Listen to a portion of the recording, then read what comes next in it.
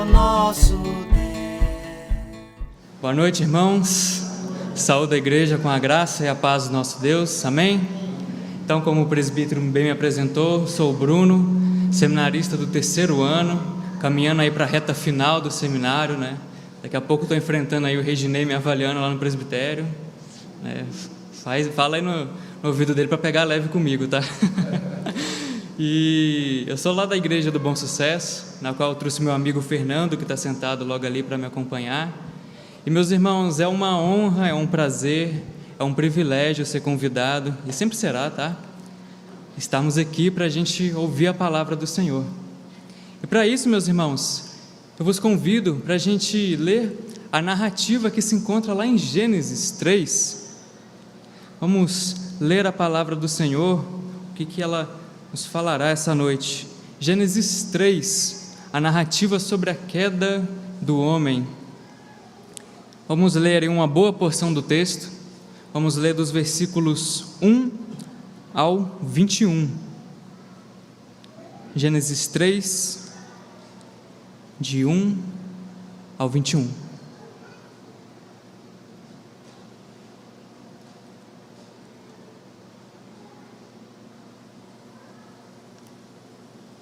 Gênesis 3, de 1 a 21, diz assim a palavra do Senhor: Mas a serpente, mais sagaz que todos os animais selváticos que o Senhor Deus tinha feito, disse à mulher: É assim que Deus disse, não comereis de toda a árvore do jardim? Respondeu-lhe a mulher: Do fruto das árvores do jardim podemos comer, mas do fruto da árvore que está no meio do jardim, disse Deus: Dele não comereis, nem tocareis nele, para que não morrais. Então a serpente disse à mulher: É certo que não morrereis, porque Deus sabe que no dia em que dele comerdes, se vos abrirão os olhos, e como Deus sereis conhecedores do bem e do mal. Vendo a mulher que a árvore era boa para se comer, agradável aos olhos e árvore desejável para dar entendimento, tomou-lhe do fruto e comeu, e deu também ao marido, e ele comeu. Abriram-se então os olhos de ambos, e percebendo que estavam nus, coseram folhas de figueira e fizeram cintas para si. Quando ouviram a voz do Senhor Deus, que andava no jardim pela viração do dia, esconderam-se da presença do Senhor Deus, o homem e sua mulher, por entre as árvores do jardim. E chamou o Senhor Deus ao homem e lhe perguntou: Onde estás? Ele respondeu: Ouvi a tua voz no jardim, e porque estava nu, tive medo, e me escondi. Perguntou-lhe Deus: Quem te fez saber que estavas nu? Comestes da árvore que te ordenei que não comesses? Então disse o homem: A mulher que me destes por esposa, ela me deu da árvore e eu comi. Disse o Senhor Deus à mulher: Que é isso que fizestes? Respondeu a mulher: A serpente me enganou, e eu comi. Então o Senhor Deus disse à serpente: Visto que isso fizestes, maldita és entre todos os animais domésticos, e o és entre todos os animais selváticos. Rastejará sobre o teu ventre e comerá pó todos os dias da tua vida. Porém, inimizade entre ti e a mulher, entre a tua descendência e o seu descendente. Este te ferirá a cabeça, e tu lhe ferirás o calcanhar. E a mulher disse: Multiplicarei sobremodo os sofrimentos da tua gravidez, em meia dores darás à luz filhos. O teu desejo será para o teu marido, e ele te governará. E a Adão Deus disse: Visto que atendestes à voz de tua mulher, e comeste da árvore que eu te ordenara que não comesses, maldita é a terra por tua causa. Em fadigas obterás dela o sustento durante os dias da tua vida. Ela produzirá também cardos e abrolhos, e tu comerás a erva do campo. No suor do teu rosto comerás o teu pão, até que tornes a terra, pois dela fostes formados, porque tu és pó, e ao pó tornarás. E deu o homem o nome de Eva, a sua mulher, por ser a mãe de todos os seres humanos. Fez o Senhor Deus vestimentas de pele para Adão e sua mulher, e os vestiu. Amém. Vamos orar? Santo Deus, amado Pai, lemos a Tua palavra, Senhor Deus, abençoada, que foi conservada por tanto tempo para nos abençoar aqui, meu Deus. Senhor Deus, nesse momento, torne os nossos ouvidos e os nossos corações sensíveis à Tua palavra e fale conosco, meu Deus. Ensina-nos a verdade que o texto quer nos ensinar. Essa é a oração que eu lhe faço, em nome de Jesus. Amém. Meus irmãos, na minha igreja havia um trabalho de misericórdia, onde todas as sextas-feiras nós íamos nos hospitais Júlia Kubitschek e no pronto atendimento do Diamante.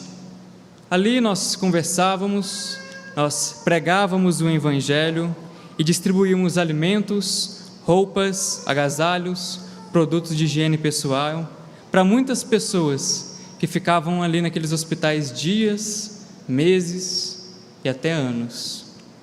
E o que mais me chamava a atenção era que a quantidade de histórias que aquelas pessoas nos contavam como foram parar ali e como a vida delas era uma vida cheia de problemas e dificuldade. Ouvi falar muito de doenças, de brigas familiares, até mesmo de tentativas de homicídio.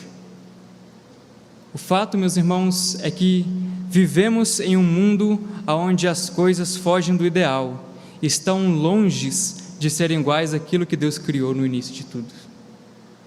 Não temos mais aqui um lugar perfeito no qual nós podemos estabelecer morada, onde o mal não habita e onde não há desastre. Para todo canto que nós olhamos, podemos encontrar injustiça, violência e destruição. Nossa presente e curta vida é marcada por dor, sofrimento, labuta e morte. E quando Moisés escreve esse texto que nós lemos, ele escreve para um público onde o sofrimento estava muito presente na vida das pessoas. Para quem que ele escreve esse texto mesmo?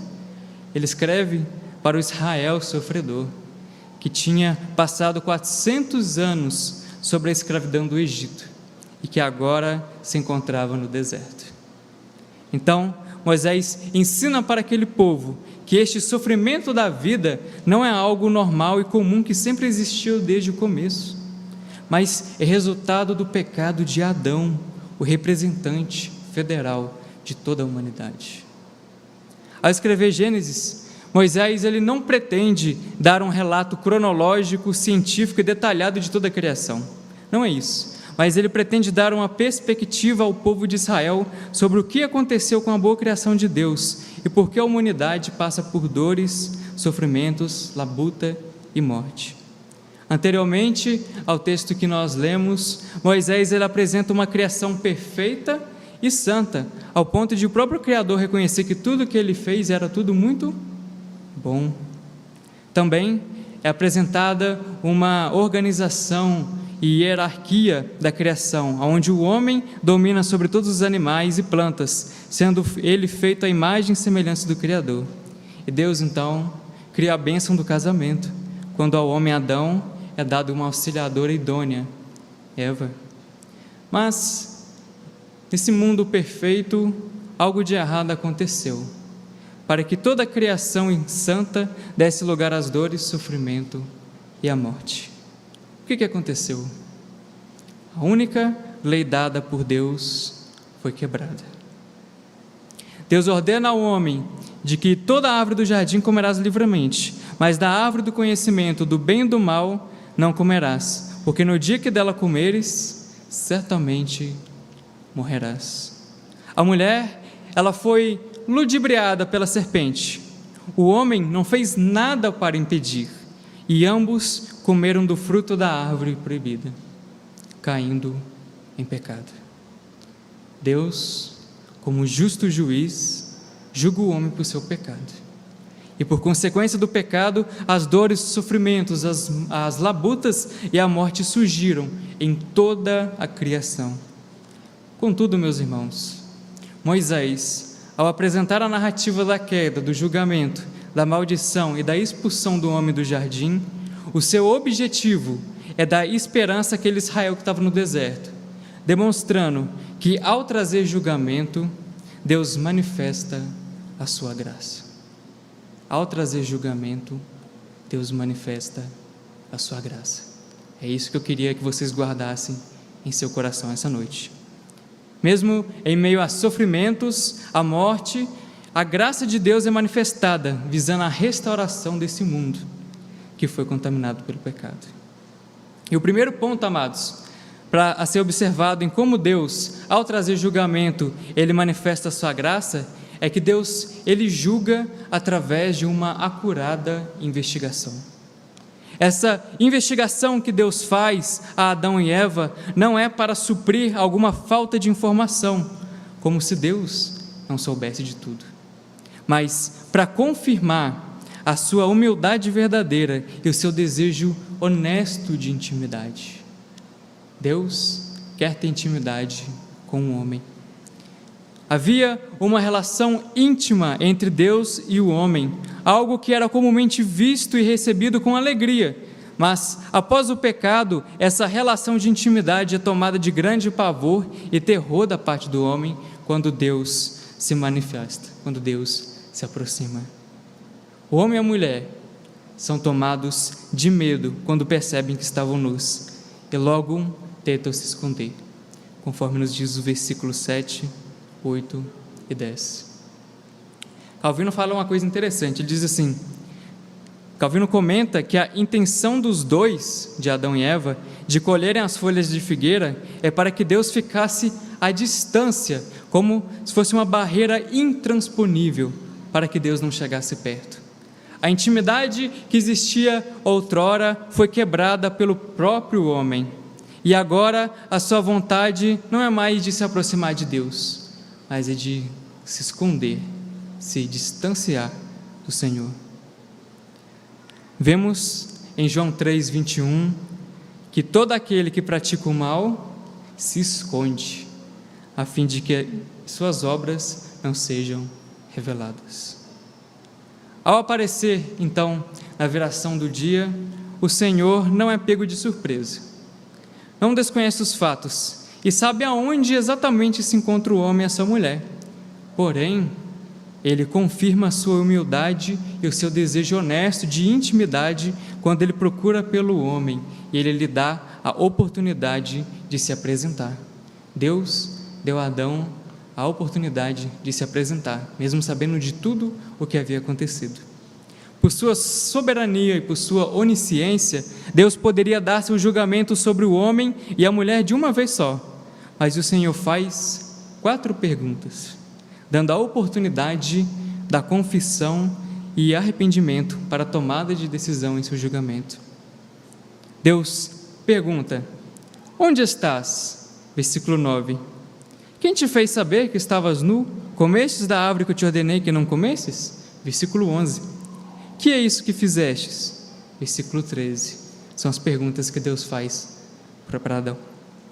Porém, em vez de se apresentar diante de Deus e confessar, o que o homem fez? O homem transfere a culpa para a mulher e para Deus. Adão diz: a mulher que me destes por esposa é quem me deu da árvore. Versículo 12. E a mulher, por sua vez, transfere a culpa para a serpente. Versículo 3 diz assim: a serpente me enganou. Homem e mulher não confessam o pecado, não se arrependem do erro, antes mentem, se acusam mutuamente e a Deus, assim fugindo da responsabilidade do pecado. Esses fatos nos ensinam que, a Deus fazer essas perguntas ao homem, Deus ele investiga os fatos, dando a oportunidade de confissão e arrependimento, manifestando a sua graça, mesmo naquele momento de julgamento. Meus irmãos, nosso Deus é um Deus justo e punirá justamente todos os pecados dos homens, mas Ele nos dá também a oportunidade de confessarmos as nossas falhas e de nos arrependermos de nossas transgressões. Deus é um Deus justo, mas o nosso Deus é também um Deus de misericórdia, um Deus também de graça. Em segundo lugar, ao trazer julgamento, Deus manifesta a sua graça, proferindo a sua sentença aos envolvidos. No entanto, a sentença do julgamento de Deus é o prefácio da redenção. A sentença do julgamento de Deus é o prefácio da redenção. Aponta para a redenção. Durante o processo de investigação que Deus estava fazendo, ele procura o homem, pois é a ele que foi dado domínio sobre a criação, incluindo sobre a mulher e sobre a serpente. Mas depois, no momento da sentença, o Senhor começa na origem do problema, a serpente. Ele passa pela mulher e finaliza com o homem. A serpente, ela foi identificada como um animal mais sagaz, astuto e inteligente, no versículo 1. Agora, ela é humilhada com a maldição de rastejar e comer o pó da terra. Versículo 14. Um teólogo chamado Bruce Waltke afirma que a serpente enganou a mulher usando de afeição, lealdade e amizade. No entanto, quando vem a sentença de Deus, Deus põe inimizade entre a mulher e a serpente, fazendo com que a mulher se volte para o Senhor novamente, com amor e desejo de intimidade. Acompanhem comigo aquilo que nós chamamos de proto-evangelho. Acompanhem comigo o que Deus diz lá no versículo 15. Diz assim, olha o que Deus fala: porém, inimizade, Deus falando para a serpente, entre ti e a mulher, entre a tua descendência e o seu descendente. Este te ferirá a cabeça, e tu lhe ferirás o calcanhar. Que maravilha, meus irmãos! Aqui é anunciada a derrota da serpente vindo da semente da mulher. Aquilo que nós chamamos, como eu disse, de proto-evangelho, a semente do evangelho. A sentença da serpente é rastejar pelo pó, e é dito que a serpente ferirá o calcanhar do descendente da mulher. Porém, para nossa alegria, essa sentença anuncia também aquele que esmagará a cabeça da serpente. A mulher, que foi criada como auxiliadora idônea, em Gênesis 2,18, agora ela é sentenciada a um papel de submissão ao marido, que deveria governá-la, conforme diz o versículo 16. Não obstante, a semente que virá da mulher será concebida em meio a dores, podendo ser uma referência ao momento exato do nascimento da criança, ou podendo ser todo o período de gravidez.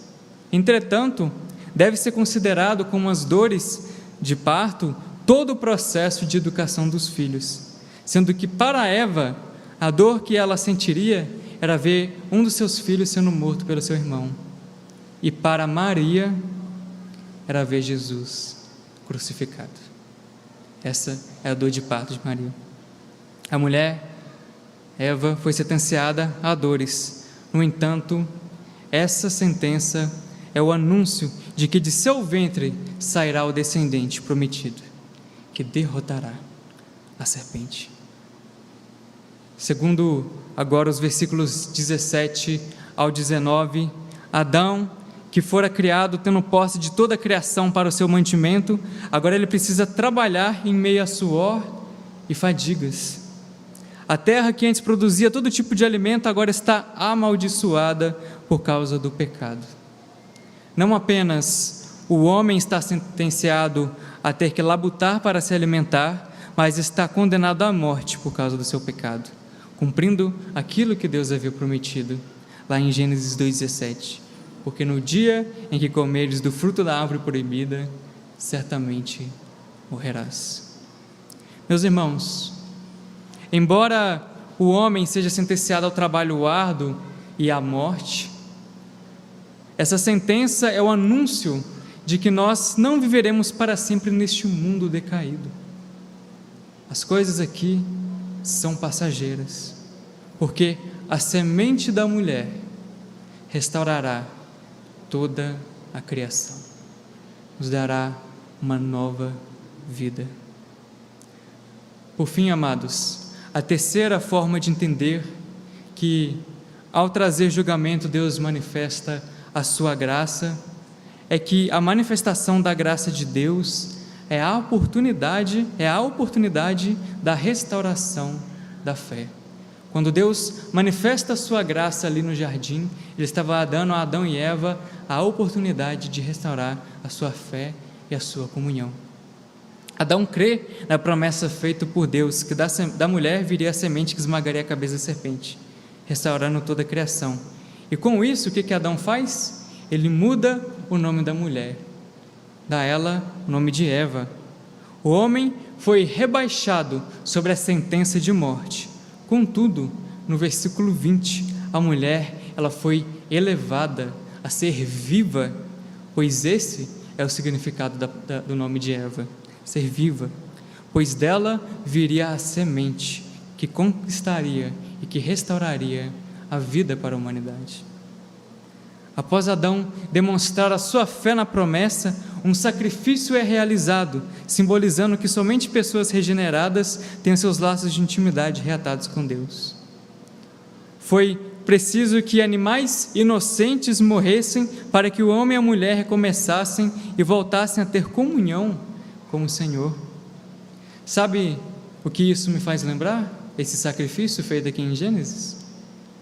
De Cristo.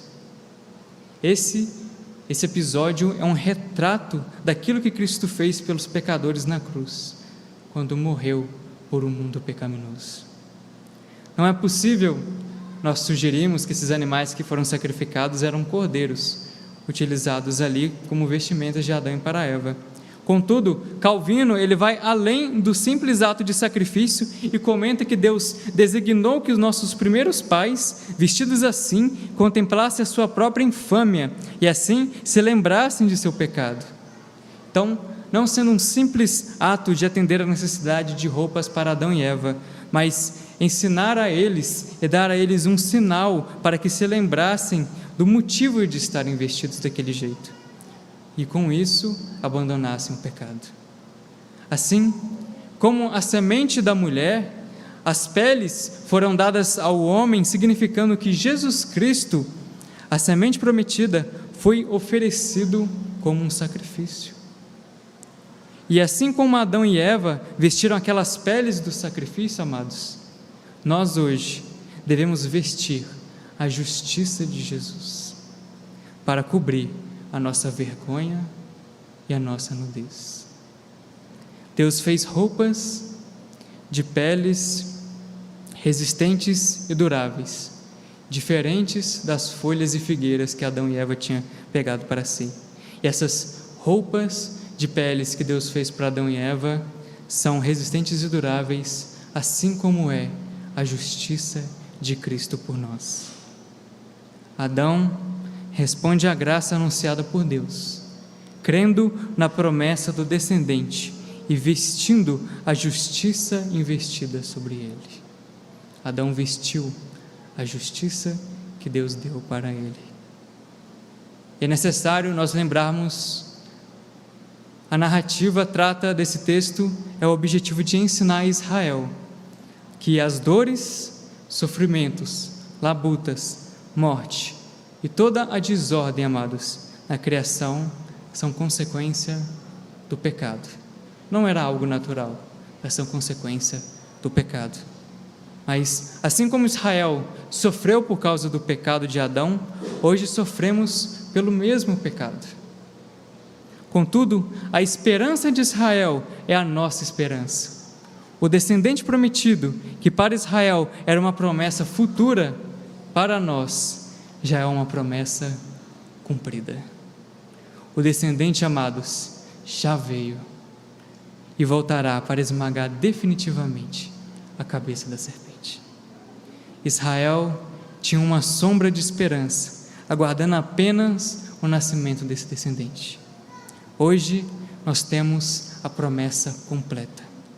Jesus já veio e nós podemos nos agarrar na esperança e na certeza de que Ele voltará para nos buscar.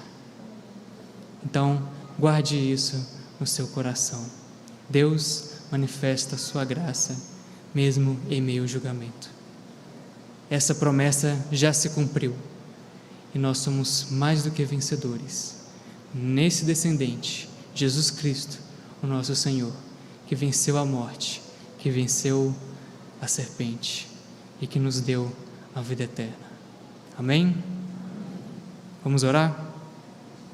Santo Deus, amado Pai, louvamos, bendizemos e engrandecemos o Teu grande nome, Senhor.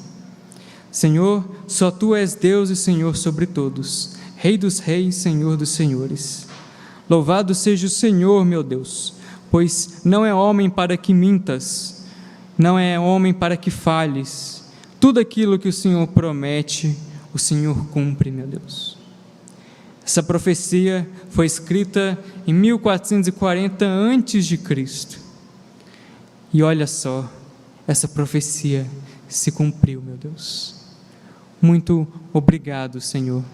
Pois, embora o pecado ele exista no nosso mundo, embora nós, meu Pai, como seres humanos, pecamos e muitas vezes lhe desagradamos, cometemos transgressões contra o Senhor, ainda assim, meu Deus, o Senhor não é um Deus que nos abandona, não é um Deus que nos joga para o mundo, Senhor, e que nos condena, Senhor, mas o Senhor é um Deus que manifesta a sua graça para nós. Muito obrigado, Senhor Jesus, pois o Senhor nos deu aquele que de fato esmagou e esmagará completamente, Senhor Deus, a cabeça da serpente, Senhor Deus. Aquele que venceu a morte, Senhor, que venceu, meu Deus, o pecado, que venceu o diabo, que nos tirou da escravidão, meu Deus, do pecado e que nos transportou para o reino do Seu amado, para um reino de luz, Senhor Deus. Muito obrigado, pois esse Jesus, Ele veio, assumiu sobre si, meu Deus, as nossas iniquidades, a culpa do nosso pecado, Senhor Deus, e pagou, meu Deus, essa pena dolorosa. Foi massacrado pela sua ira no nosso lugar, Senhor. Muito obrigado, meu Deus, pois hoje nós podemos contemplar essa promessa já cumprida e termos a certeza, meu Pai, a convicção, Senhor Deus, de que o Senhor um dia voltará para nos buscar na nova cidade celestial, na qual teremos uma nova vida, Senhor, sem pecado, sem destruição, sem morte, sem labuta, Senhor Deus. Nós aguardamos esse dia, meu Pai, nós ansiamos por esse dia. Maranata, Senhor, vem, Senhor Jesus. Senhor Deus, que essa palavra, Senhor Deus, possa estar todos os dias no nosso coração, que essa esperança possa nos alimentar e nos fortalecer, pois o Senhor cumpriu essa promessa, Senhor, e hoje nós podemos ser felizes, porque o Senhor é conosco. Muito obrigado, Senhor. Abençoe essa igreja ricamente, Senhor Deus. Enche-os da Tua graça, do Teu poder e das Tuas misericórdias, Senhor. Essa é a oração que eu lhe faço, em nome de Jesus. Amém.